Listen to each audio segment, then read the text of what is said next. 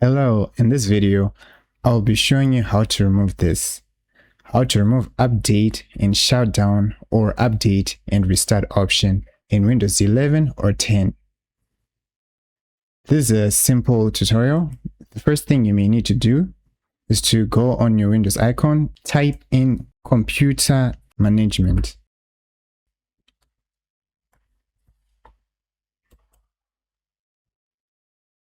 Once this opens, then go to here where it says services. Click on services. We need to look for Windows Update. There it is. Double click it. Here, you need to click on this and then click on disabled. Then you need to move to recovery. Then first failure, click on it. Select take no action. Apply and press OK. After you do this, then you have to go to Task Scheduler.